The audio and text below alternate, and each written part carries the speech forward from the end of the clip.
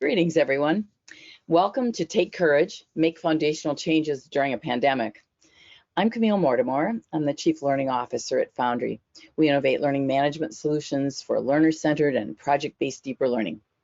My work has been as superintendent, principal, school founder, consultant, and teacher.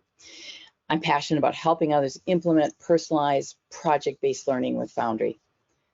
We recognize the challenge that COVID is for all of us. And because of that, I'm particularly delighted to have here with me today Jason Malone, who really gets the challenge and the opportunity of this moment.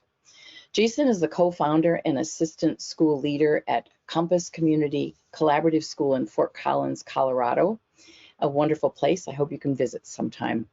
Their team has taken the virus on head on. Jason has experience as an international baccalaureate program coordinator, an IB workshop leader, an educational consultant, and program evaluator across North America.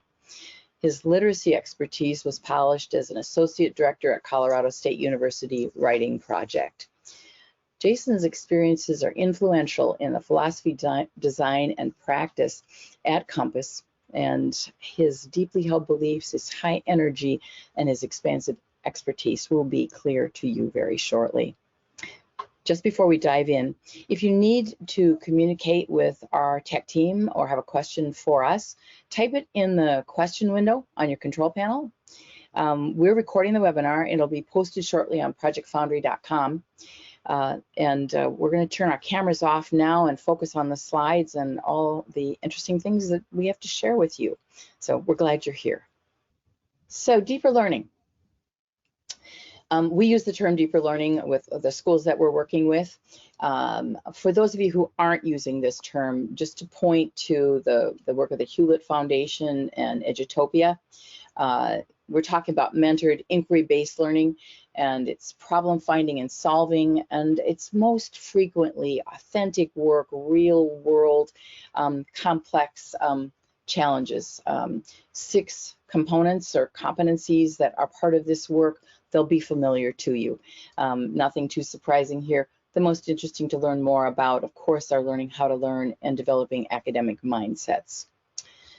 So the crisis really has given us the opportunity to think about learning in new ways.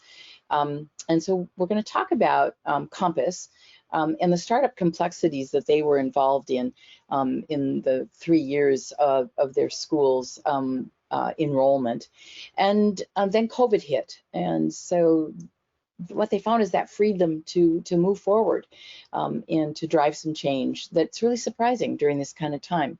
So I really want to welcome today Jason Malone, and let's get started hearing about Compass. Jason. Hi, everybody. Thanks for joining us. I'll tell you a little bit about Compass. I've been in education for 23 years now, and about 5 years ago, a group of educators, including myself, decided that we were going to start our own school, that daunting task. We had all been local educators in our local district, but we saw a niche and we saw a need for something that wasn't there yet for kids in our district.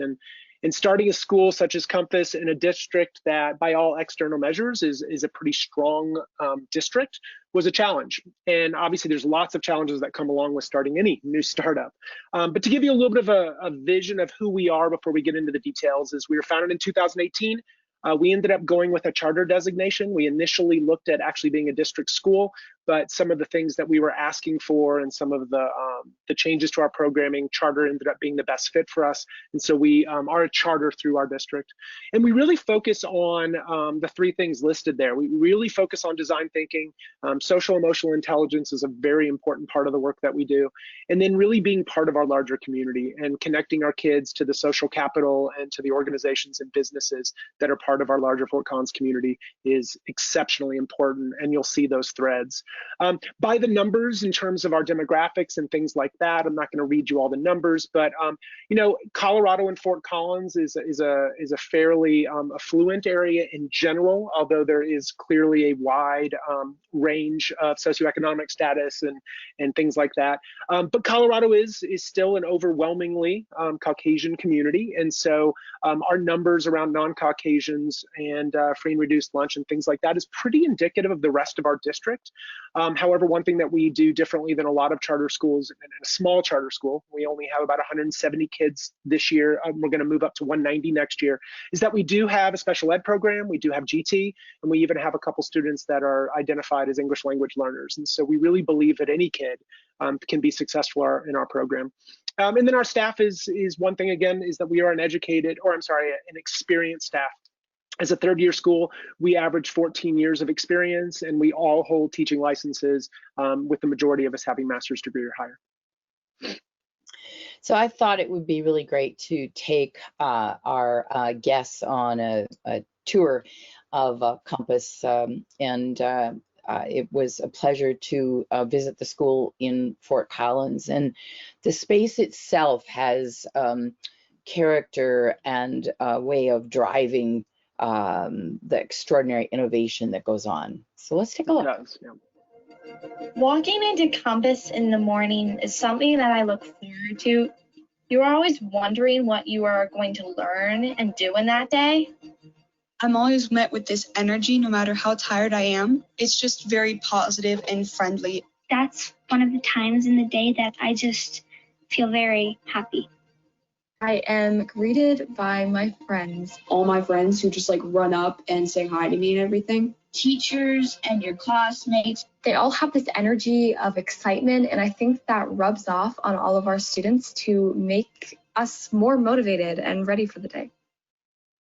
The Compass building is unique because of how open it is. You can kind of see everything that's going on. We have flexible seating and movable tables, movable walls even, which is so cool. The vast ways that we can use one room in the school is just remarkable. So even though our Compass space is small, we can still morph our building into these different environments for different events.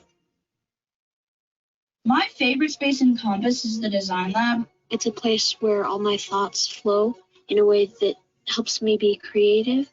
We have our 3D printers and we have laser cutters. Kids are always inventing in here. And it's just a place that invites curiosity. My favorite space is the purple room. I have my advisory in there, so I spend time with my 10th graders getting to know them, and we've had our ups and downs, but we've all kind of grown from the experience of being together in that room. I feel like that room kind of houses all those thoughts and memories that I shared. My favorite space is probably the construction lab. The construction lab is less of a construction lab and more of an all-purpose space that lets us kind of exemplify the messy resilience we want our kids to be showing. The garage doors on the north side open up that allows us to expand out into the outside really easily. One of my favorite places is in the film studio. I'm just really happy that in that area of Compass, there are always students talking about their lives and their stories. I love that we are right in the center of our town. It's really amazing that we are in such close proximity to the Max and to many of the organizations that we wish to collaborate with. From my classroom in the garage, I can see the foothills. I can also see CSU, and that's an amazing reminder of the complex and beautiful and rich community we are a part of. Leaving Compass at the end of the day is a whole different experience. I don't feel sad. I feel like I've learned something and I'm excited to come back the next day. It makes me feel really confident about myself when you can go home and say, hey, I did that today. I overcame that at Compass. We do so many great things in this building that leaving even for a little bit can feel like stopping that work. And I never want to stop this work. So this agenda is really sort of a map of the journey that Compass has been on from the beginning, but then as COVID hit. So Jason, take us on a power walk through this agenda so we can get right into the meat of the work. Absolutely. To start is anytime you start a school, you're a startup, and in a successful district overall, you you really try to be a little bit of everything to every family. And so we had the common challenges of a startup, trying to increase enrollment, meeting parent and student needs and demands, developing a new culture. And then COVID hit. And as you can see from that video, our building is very much a part of who we are. It's not just a space to go and be in a traditional classroom. It drives so much of the work, and it encourages the work that we do. And we lost that. And moving to a remote, hybrid, and different versions of learning that I think all of us across the nation have been going through this year, we struggled with all that COVID brought. But for us, it really was a chance to refocus. And I think early on, one of our biggest challenges is we were trying to be a little bit of two different worlds and two different schools. And I think COVID provided us an opportunity to move forward and really own who we are and really kind of double down in what we cared about and our vision. And we've taken that and we've worked with it, and we're continuing to iterate. And then we have plans about how we're going to be moving forward out of this year back into our building with some significant changes that have already shown to have a really strong impact on our student population, which has been amazing.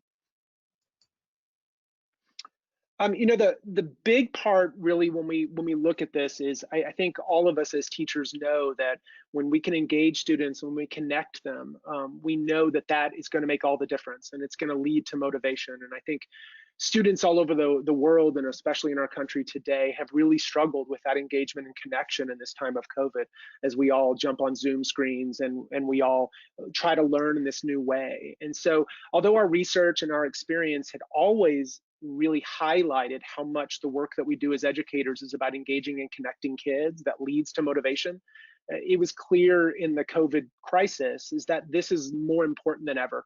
And so it really reminded us to strip back and get back to our core, because these kids needed connection, they needed to be engaged in the work they were doing, and they needed to do it in a really, really different way. And so that was a big challenge, but one we were ready to take on.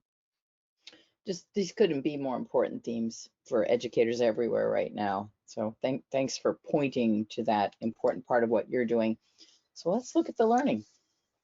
Yeah, so as a school, when we started out, we really started building this 3 years prior to opening, while we were all working full-time jobs and teaching in other buildings. And we kept coming back to what is it that differentiates us? What are we offering that maybe kids wouldn't be able to get anywhere else? And obviously, every school highlights academics in different ways, and it was important to us to maintain a rigorous, thoughtful, high quality education. And that means strong academics. But we wanted to approach academics differently. And we really identified the additional 3 domains on this page is what we call as our differentiators. We believe that the community is our classroom.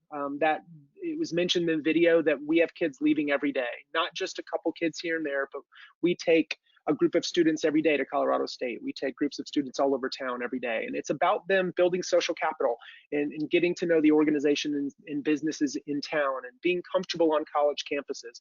We believe that the walls of our school do not limit the learning.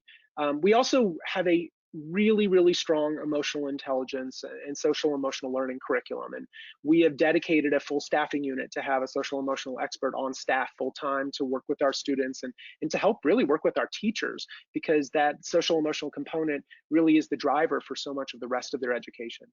And then the other thing that we talked about early on was we knew we were going to be a design thinking school. We knew we wanted it to be about creativity and approaching real world problems in our community. And there are a lot of project-based learning models out there, but the one that really spoke to us was humanity-centered design, which I'll get into in just a couple minutes. And it's really because it puts our humanity and individuals at the core of what we do around design work. And that really spoke loudly to us as a social emotional educational institution. What I love about this slide is it really makes me think about how often you're coloring outside the lines. My impulse is to put all that typing inside this circle, but what you're about is really getting outside the lines. So let's look at how the learning happens at Compass. Yeah, absolutely. So originally our first 2 years open, and a lot of founders of new schools have told us that third year is the big year. It's the big year that you start to feel something different. Well, this is our third year. We definitely feel something different.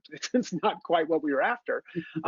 But originally when we started for 2 years is we kind of had two different schools in the same building. Our first half of the day was a little more traditional in nature, and the second half of our day was really focused on the work that we knew we wanted to do, and it was the most engaging work, and it was the most connective work to our community. And that's what we call the venture project that you see in the green highlight on this page.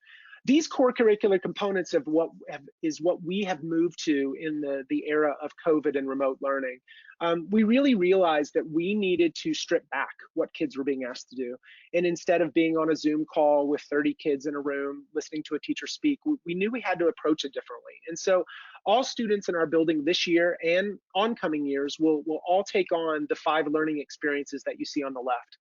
They're not all classes. Actually, math is the only kind of traditional class that they have, because we have learned in our community that our students really do need that regular practice.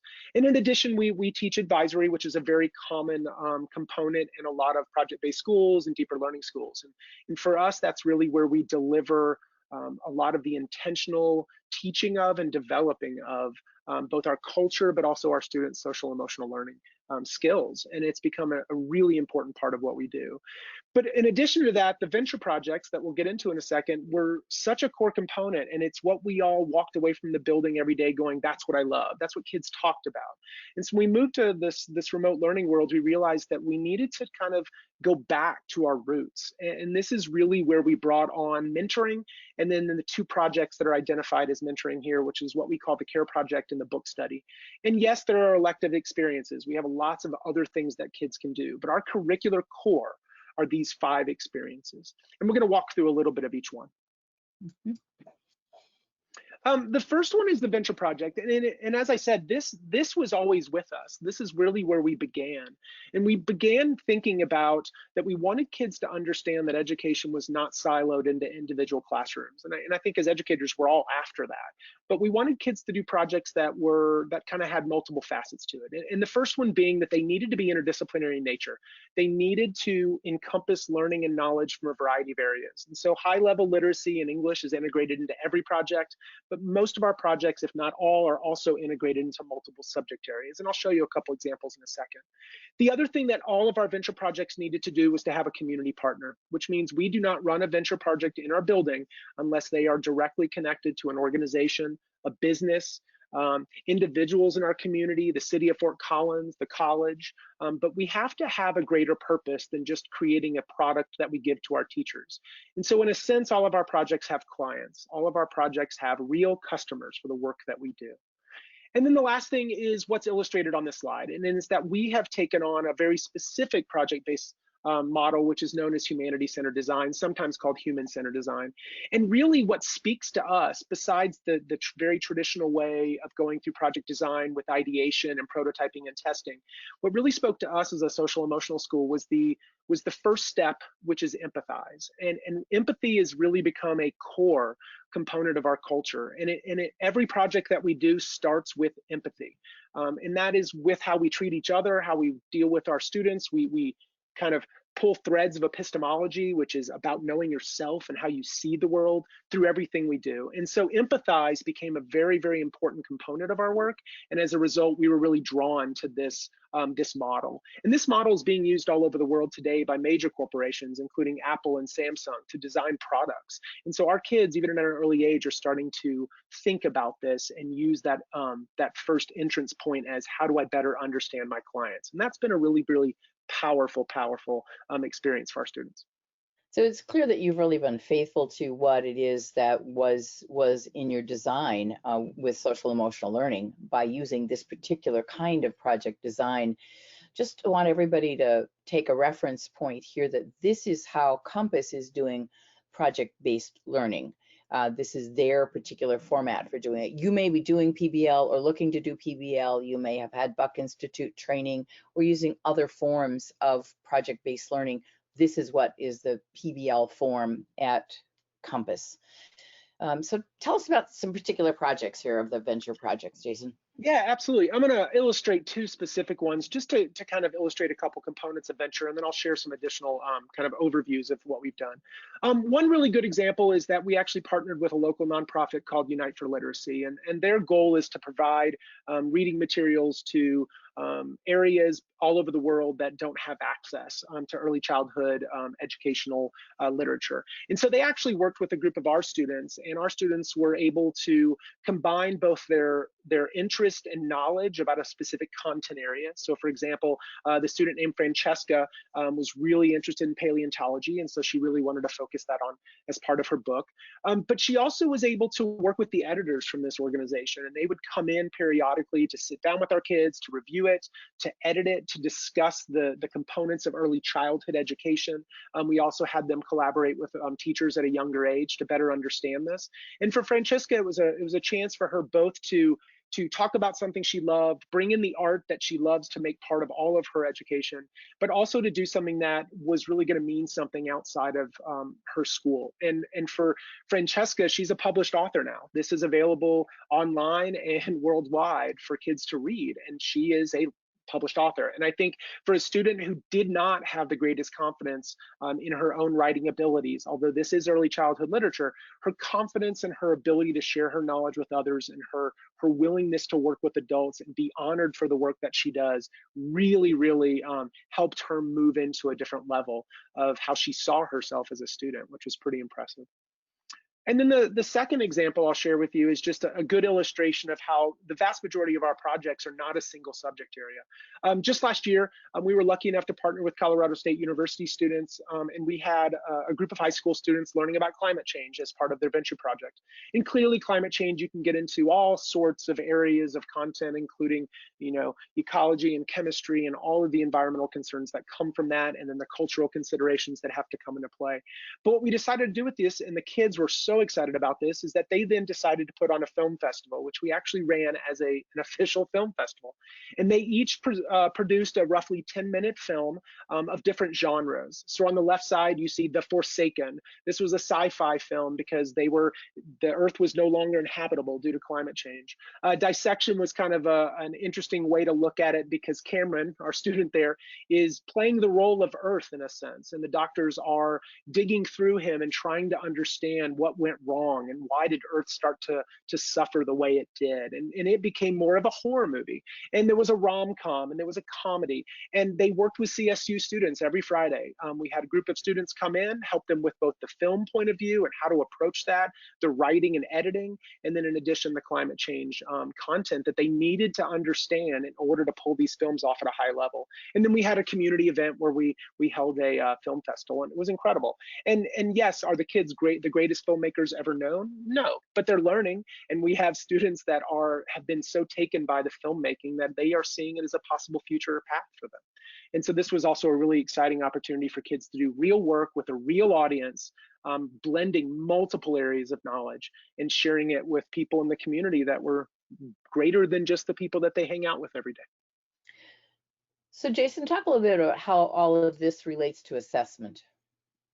Yeah, so our assessment, we really focus on performance assessment, meaning that what we care about at the end is the overall process. And obviously the products are important, but we really care about how kids finish their projects. They can struggle early, but it's about learning and growing. And so we have quarterly exhibitions of learning, which are a really common deeper learning concept. But we open up our building, we break all our walls down, and we kind of have a museum gathering. We invite food trucks and artists, and the kids come in and share their work. Everything they do in our building is meant to be public. It's not just for a teacher or a few peers in their room. And in addition to that, they semesterly have to do a presentation of learning to other families, to their family, and explain what they've accomplished, show that what they are so proud of, and set goals for their future learning sessions. And as part of this, ventures are a huge part of this because we ask those same community members that we partnered with to be part of our exhibitions. And a few other examples are listed there. We did an experience to learn more about homelessness in Fort Collins, which what was really cool about that one was a few 6th grade kids that came to one of our teachers and said, we're really interested in homelessness. We want to know more about what it looks like in this city and how much we can support it and help that population. And so the kids and the teachers collaborated, found some community partners in the form of a local cafe that's run as a nonprofit, and our local mission and other areas in town. And they created a whole venture project of it and took on homelessness from multiple perspectives and served in our community. And I think they spent the majority of their class time, put that in quotation marks, outside the building. We were lucky enough to have, we have a teacher who is a former landscape designer, and she actually worked with a group of students. They were hired by 2 private clients.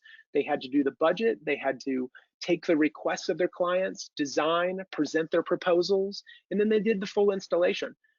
We worked with the city of Fort Collins to create small-scale pollinator gardens as prototypes, and they'll be selling those hopefully in the next couple years at farmers markets. And they wanted students to design that, and they actually funded the project, which was great.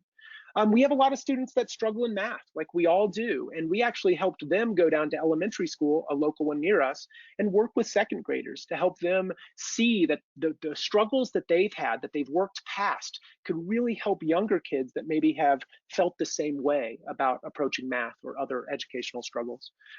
We have a large tech area in our building. We were lucky enough to be able to fund a project that allowed our students to design virtual reality experiences, because our students recognize that so many issues in our world we don't have empathy for because we don't see it, we don't experience it. And so we had students creating virtual reality experiences for our parents and community to go into and to begin to feel more empathy for the issues that maybe they weren't so familiar with. And then one last one as an example, we also worked with Fort Collins City Hall to highlight local community issues in the form of animated films that were turned into PSAs that were shared across the city. And so we've been really lucky to both have the opportunity to work with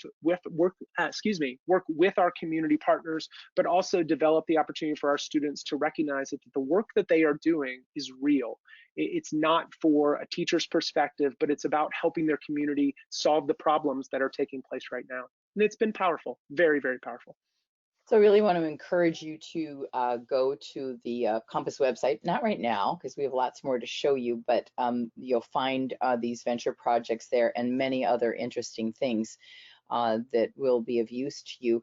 And Jason, I'd like you right now to take just a wee bit of time, though, to talk about the venture projects, yes, but you've been driven to lean into some other forms of learning experiences, and we want to look at those now. Yeah, so as I mentioned, venture projects were part of our school from day one, but the other work that we were doing didn't feel as authentic, and it felt a little disconnected from a lot of the work that we really believed in. And part of that was trying to serve multiple populations and trying to build a school that people were drawn to for a variety of reasons. But as COVID brought in, we really realized that venture projects were what was engaging and connecting our kids. And so we needed to adjust after last spring. A lot of schools struggled last spring when things went back to remote learning, and we watched our students become disconnected from traditional classes, but they stayed very connected to their venture projects because there was a different level of meaning. And we wanted to bring that back as we came back into our model this year and begin adapting for the future. And so the most significant shift was bringing on the mentorship. And as Camille said early on, mentoring is a really important part of deeper learning programs in general. And it's something that we believed in, but we just didn't know where the space was or how to find it within our schedule and with all the other things we were doing. But this year we recognized that as students are sitting at home, that personal connection, not just feeling like one of 30 behind a screen, but that personal connection was so important. So we immediately instituted mentors, and mentors worked very closely with a small group of students. It was a cohort that really focused on book studies and doing literature and nonfiction exploration and a variety of pieces like that, which we'll discuss. But also we brought on care projects. And when I talk about care projects, you'll see how care projects really are helping our students both engage in their own learning in a very different way, but it's also allowed our students to really build and develop some of those skills that are so valuable when they get to those venture projects, from professional communication to collaboration to their ability to advocate for themselves and find the resources that they need. So we built that as partially as a scaffolding to move forward, to really help our kids build towards what we see as being the greatest benefit for their education at this point. So let's dive into some of those care projects right now. We've got a couple of them to show you before we head to book study. Absolutely. So Care Project really for us grew out of that challenge for student engagement. And we're not going to spend a lot of time on assessment here, but for the assessment criteria that we utilize in our building, which is clearly process oriented, was we really clearly focus on communication, both oral and written. We really wanted to give kids feedback and opportunities to take action in their community. We clearly wanted them to be able to reflect on their learning and on the process that they took on. And lastly, we want all of our kids to engage, and not engage just because a teacher says you need to engage to get a grade, but to engage because it's meaningful and then to engage on a larger level. And so that's where the acronym of CARE projects comes from. But at the same time, what CARE project means for us is we wanted students to care about the work that they did so that they could remain engaged when the rest of the world was pulling them out of school, when they could feel connected to people and adults in the building, when they're not able to walk in that building every day and see the people that motivate them, including their peers and their teachers. We do have a strong culture after 3 years, but COVID has hurt that culture because it's pulled us away from each other and those connections that matter. And CARE was a way to kind of help kids reground themselves in what they cared about. And so a couple examples that we can get into is I'll give you a couple of versions of this. Chloe's a 10th grader, and Chloe is a pretty motivated student on her own. She's not a kid who needs necessarily a lot of teacher direction. And at the same time, when she got the opportunity to do a CARE project, which was really about us saying to kids, what are you interested in? Can we use design principles and develop your self-management skills as part of this larger community to develop a project that helps you grow? And what Chloe decided that she really wanted to explore was her career exploration. She wanted to know if graphic design was a legitimate path for her. So she spent a lot of time exploring graphic design, both from a mathematical point of view, looking at the golden ratio and looking at how kind of the numbers plays into that, in addition of exploring what that might look like as she looks into careers and interviewing local experts and getting an opportunity to do job shadows down the road and possibly an internship next year in a local graphic design area. And that ability to look at programs and really look beyond college, or excuse me, look beyond high school to college and what those opportunities might be for her kept her engaged. And Chloe's the kind of kid that would have found she can engage in anything. She always finds a way to make it relevant. But this project for her was about her. And as a result, it really drove her at a time when she was feeling disconnected from the rest of her education at times. It was really powerful for her. The other one I want to give you an example of is Adrian. And Adrian's a unique kid because he's a 6th grader that transitioned into our building this year. And as we all know, transitions to new schools are always hard on kids. But to do that in the middle of COVID, and I'm sure many of our listeners have experienced this with kids, he didn't know how to be part of this larger community. He didn't know his peers. He didn't know his teachers. But Adrian very early on showed an interest in computing. And so we really said, well, why don't we turn this into a project where you can start to understand our culture and what we're after? And Adrian very, very quickly bought into this and immediately started exploring computer science and engineering and all these other components. And in the process, he realized that he wanted to work with someone in the community. And this was a really great example of a kid who decided that he needed to be a better writer and communicator, not because his teacher said he needed to do it, but he knew that he needed to be able to communicate with computer scientists in our local community. He needed to be able to write professional emails. And so he worked with his mentor very closely to develop his writing, to get feedback on how he was communicating with other people and how he was approaching this project. And Adrian, already going into 2nd semester, has grown unbelievably in those self-management skills, his advocacy skills, and his ability to already think through problems. And it's going to pay off in all the other experiences that he takes on going forward. And this was truly supported by mentoring and allowing a kid to really focus in on what mattered to them, especially in this time when for some kids it's hard to find that. Yes, just such a really powerful part of this is that you've taken mentoring, which normally lives in the space of advisory in so many schools, and made it the central component of both the CARE projects and the book studies. So let's take a look at book studies, keeping in mind the power of mentoring and how they're using that at Compass during this time of distancing. Absolutely. Book studies are interesting because I think a lot of people see book study and they said, oh yeah, kids are reading books in groups, and that happens in a lot of schools. But we decided to approach it a little differently. And one of the reasons is that we, like many schools, believe that every teacher in our building is a literacy teacher. We all teach literacy in a variety of contexts. Being a great writer and reader is important in science. It's important in Spanish. It's important in social studies. It's important in any subject area that they might take on. But so often our students, not just our students at Compass, but students that I've worked with for years, think that you only need to be a good writer and reader in English because that's English class. And so what we decided to do this year to maintain small cohorts of students, to allow our students to really get to know a smaller group rather than trying to get to know 170 kids on Zoom, and also building a really strong mentoring relationship with their mentors, is we shifted our book studies into that mentoring space, meaning that our mentors met weekly with our kids individually to talk about their projects, to talk about care, to talk about their progress and goals for the year. But they also met weekly in groups, and they would meet with their cohort once a week to explore book study. They would also spend a meeting a week as a group to explore a care project and get feedback.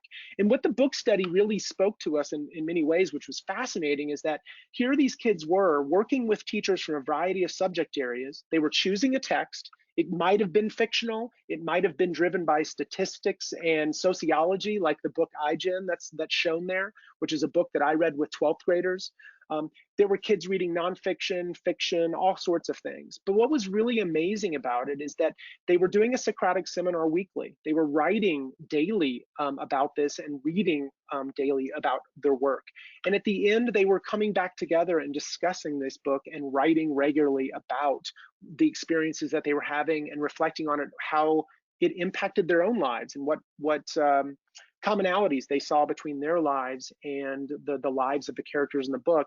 And probably the most fascinating thing for us as a staff was that we knew we were going to help academic literacy. We knew we were going to help kids collaborate, but we also recognized that in this time of COVID that we were pulling them out of a very traditional English class to give them more contextual exploration of literacy.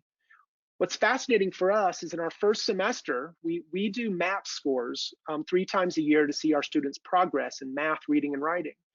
And although it's our 3rd year, our students' growth in reading and writing has grown more in the last semester doing book studies than it did when our students were in traditional English classes. And it has been amazing to watch that many of our kids are reading and writing again, not because it's just a book they're told they have to, but they're choosing what they are choosing as a group, what book they're going to take on. They're exploring that text on a much deeper level, and they're doing it with a variety of staff members and students that allow them to look at it in different ways. And over the year, they do 4 book studies, which means they'll be able to take on literature or nonfiction writing or biography and be able to connect it to a variety of content areas as they go through the year, which means that they're becoming more literate, they're becoming better communicators, and they're becoming better writers and readers, but they're doing it in an unconventional manner. And they don't even realize how much they're growing. But now that we're sharing the data with the families, it's been really cool to see, really cool to see. And because of the Socratic seminars they're doing here, which prompts them to do real textual analysis and be ready and present, it's purposeful, and as well as all the work in venture projects and care projects that require, really purposeful and real authentic writing. So and you could add to that, Camille, that some of the books they're reading are connected to some of the venture project work that they're doing in addition. Wonderful, making sense of the world, right? Yep.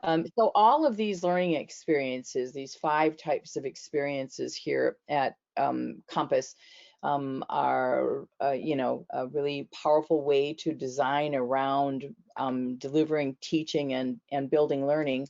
And we have all of these domains that are at the heart of what you're attempting to bring alive for students.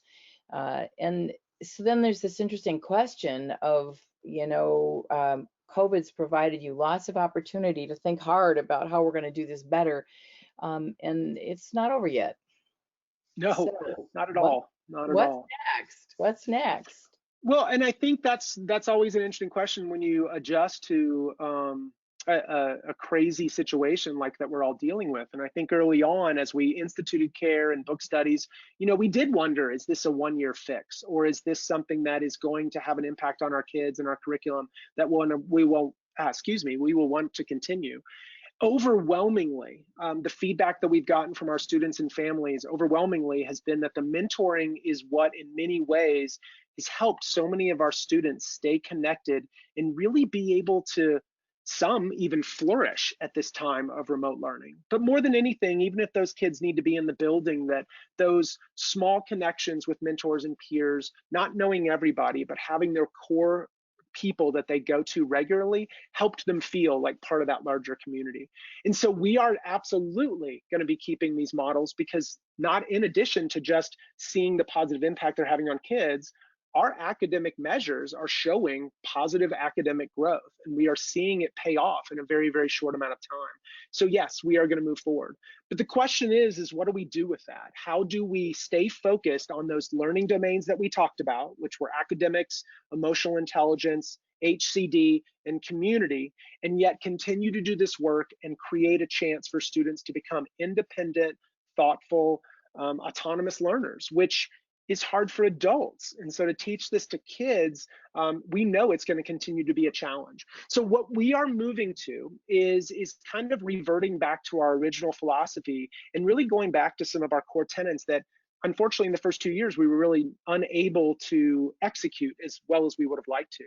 And one of our philosophies in our building is we really want kids to progress based on their skill level, not based on their age. Just because you're a sixth grader doesn't mean that you're at the same skill level as every other sixth grader. And the language we use a lot in our building is stolen from Todd Rose, an author of a book called The End of Average. And it talks about the idea that kids are jagged learners.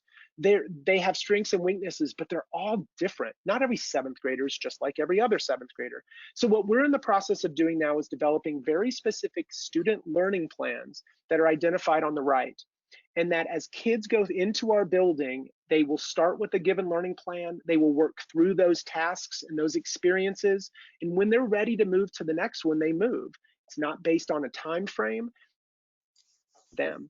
And so to give you a brief overview, and to be very honest, we're still very much in the trenches of designing this and really getting the meat on all of this. But we have designed 4 basic learning plans. And the first one is the Explorer Plan, which means every kid that walks into our building as a sixth grader is identified as an explorer. And we really want our explorers to focus on what it means to be a learner, because so many of them are coming from different educational backgrounds, and we need them to understand what learning means to us and our community and how to approach that. And so if you look at what's on there in terms of what we emphasize, it's independent learning and self-advocacy at the same time as the numeracy and the literacy. And although we're still designing our example tasks, you'll see some of the type examples that we'll be building. Yes, we want kids to take math, but we want kids to also to be able to write professional emails. We want kids to take on experiences that help them better understand their own development through looking at brain science. And they need to work hard on developing their social emotional skills, at least early on, so that they can identify how they want to grow.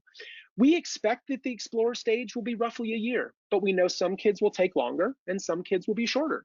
And we also know that we're going to need to adjust some of these student learning plans because they might be on an advanced learning plan, or they might be on an IEP or a 504. We have students with all kinds of abilities.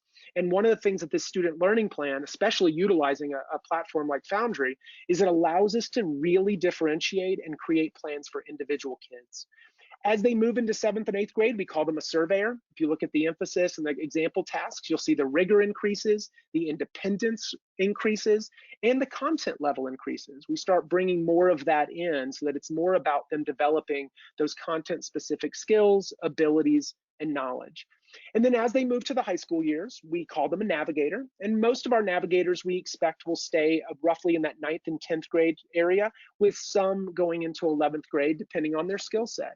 Again, if you look at the emphasis, it's continued independence. It's continued raising the bar on the rigor. We bring in epistemology. We do much higher level academic writing and reading.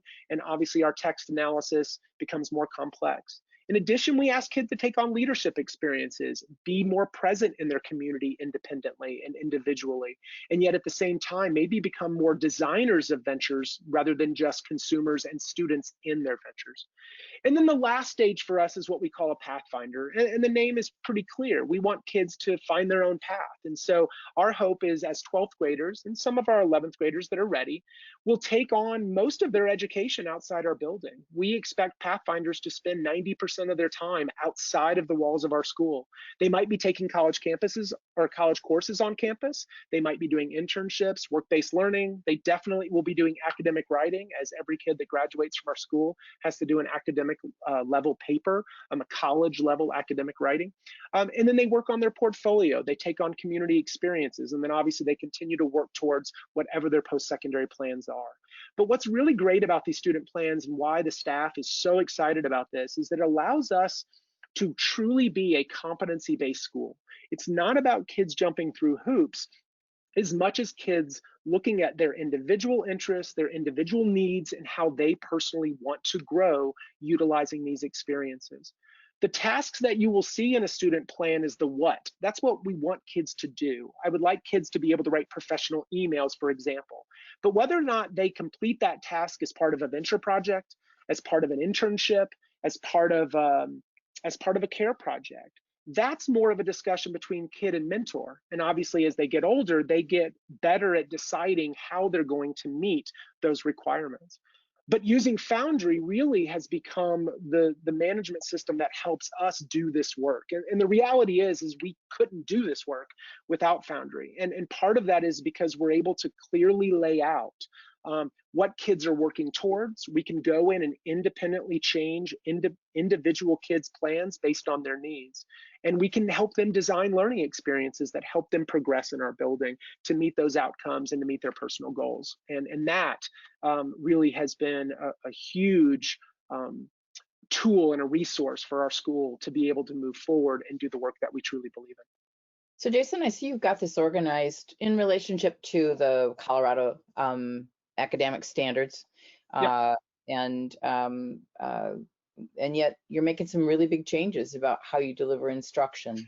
We so are. What's going to happen? Yeah, we learned a lot. You know, I think when you start talking standards, and I think most qualified or experienced educators, I would say, is that, you know, standards really drive your planning and drive the overall view of your curriculum. And we initially went in with this intention of tracking our individual standards so kids could see where they were hitting. But we found it to be overwhelming. We found it to be a little too much for what we were working towards. But we also recognized, going back to a point I made earlier, is that our standards in our building are not siloed. They're not separate. And so we wanted to create categories that were more streamlined, but also allowed our kids to see the overlap in the work that they're doing. So we're moving from very traditional content standards to these. And you'll see that every one of our plans, whether it's a Navigator or whether it's an Explorer or a Pathfinder, will always have these 4 areas embedded. And that's academic communication. Writing and reading takes place in all academic areas, not just English. Global studies, in that you recognize the cultural significance and the impact on the bigger world. That obviously is not just a humanities issue. Health and wellness is unbelievably important to us, especially around the social emotional area, and that is impacted by the work they choose to take on, especially around emotional and mental health, especially right now. And lastly, we're moving into a more of a bucket called quantitative and scientific reasoning, really helping kids recognize that math and scientific reasonings are things that they're going to use in a variety of experiences and a variety of subject matters. And so this is really meant to simplify this work for our kids, but also to help our kids see that it really is all blended together, because really powerful education, in our opinion, is not siloed into separate coursework, but it's a chance for kids to apply all of those skills in really meaningful experiences that they're taking on.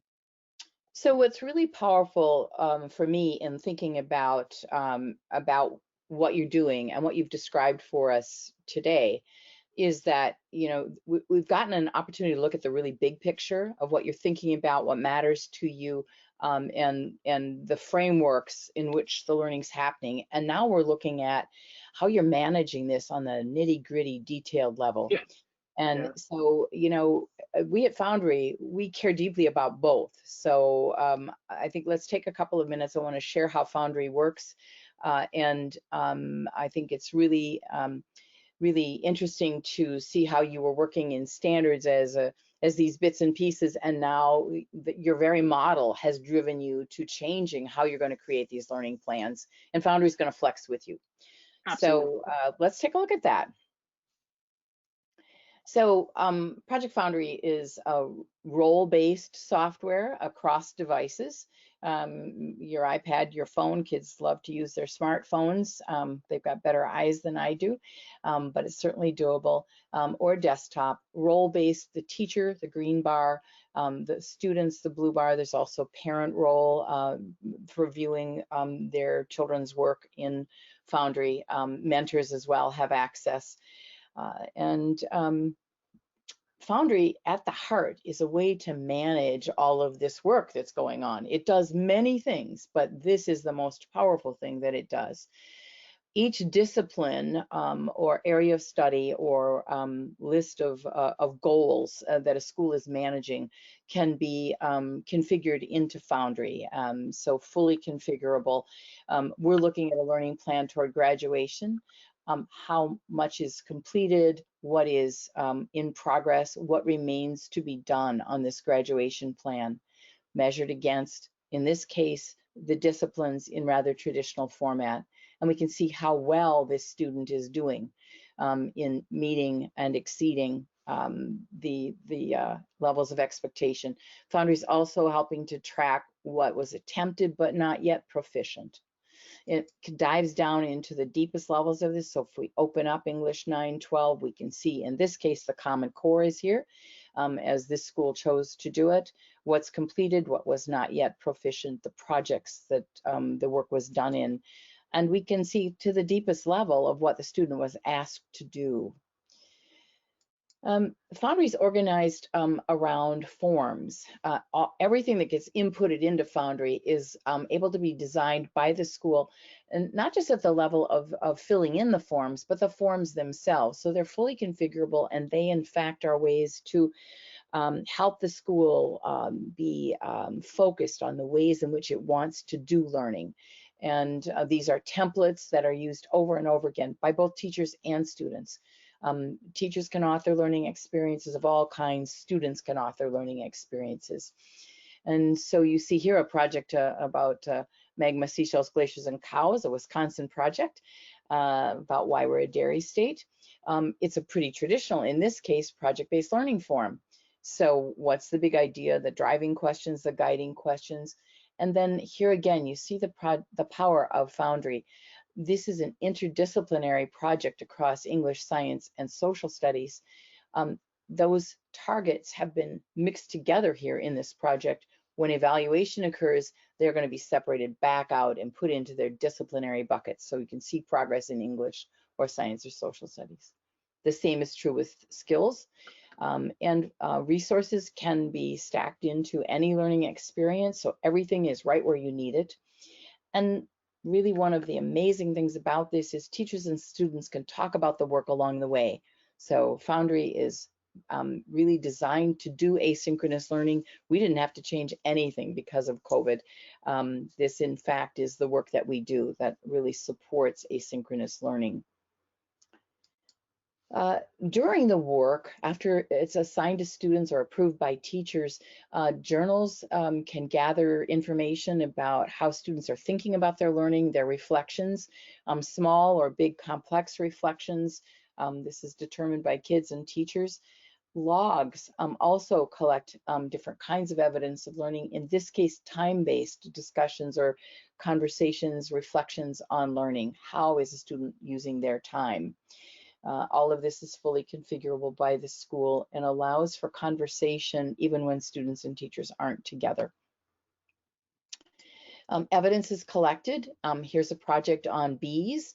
What's the buzz about bees? The driving and guiding questions, tasks, evidence, and assessment. This is the project.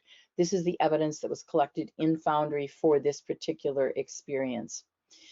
One of the things that we do at Foundry is help schools learn how to do this kind of work. How to write great questions, you know, what evidence can be collected in these kinds of projects, how does performance assessment occur?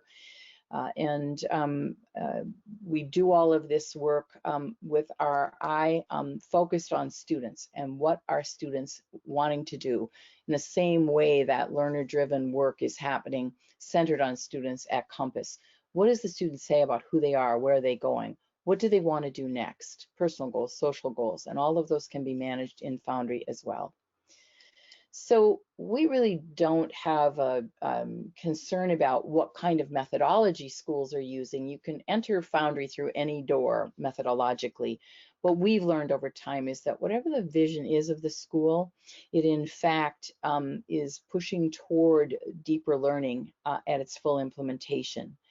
And so what we help schools to do is, and school leaders to do, is to discover what really is the way to get from the vision to deeper learning, design it into Foundry, build it with their teachers who bring the students in for this transformative work, and then help to look at what do we still need to do to be thriving. And so we look at leadership and culture and structures. We're really interested in helping the school create sort of a digital shadow of the design related to outcomes and instruction and assessment.